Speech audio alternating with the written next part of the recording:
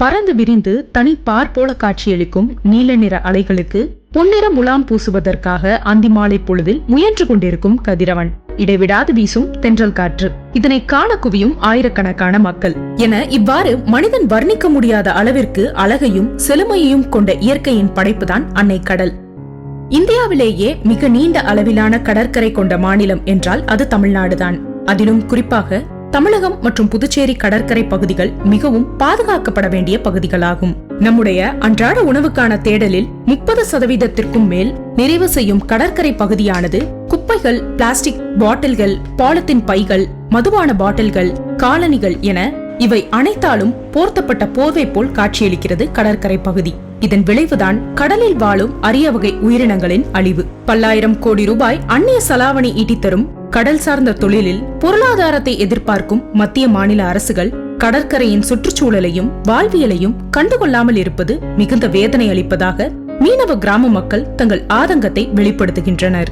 இயற்கையின் வரப்பிரசாதமாக நமக்கு கிடைத்திருக்கக்கூடிய இந்த கடற்பகுதிகளை மத்திய மாநில அரசுகள் கூர்ந்து கவனித்து தூய்மைப்படுத்துவதற்கான மற்றும் பாதுகாப்பதற்கான நடவடிக்கைகளை மேற்கொள்ள வேண்டும் என்கிறார் சமூக ஆர்வலர் காளியம்மாள்.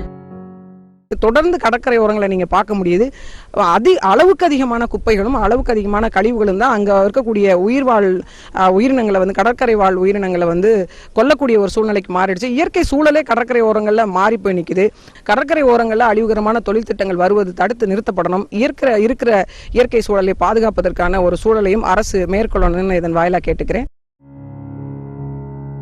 தமிழகத்தின் பிரதான தொழிலாக கருதப்படும் இந்த மீன்பிடி தொழிலானது பல்வேறு மீனவ கிராம மக்களின் வாழ்வாதாரத்திற்கு முதுகெலும்பாக விளங்குகிறது. இத்தகைய முக்கியத்துவம் வாய்ந்த அன்னை கடலை பாதுகாப்பதில் மத்திய அரசின் பல்வேறு துறை சார்ந்த அதிகாரிகள் அலட்சியம் காட்டுவதாகவும், பொதுமக்களுக்கு கடற்பகுதிகளை கையாள்வதில் போதிய விழிப்புணர்வு இல்லை என்றும் மீனவர்கள் தங்களின் குற்றச்சாட்டை முன்வைக்கின்றனர். கடலோரங்களில் மீன்பிடி அதிகமாக இருக்குது. அது மக்களுக்கு பயனுள்ளதாக, உணவு வகை பயனுள்ளதாக இருக்குது.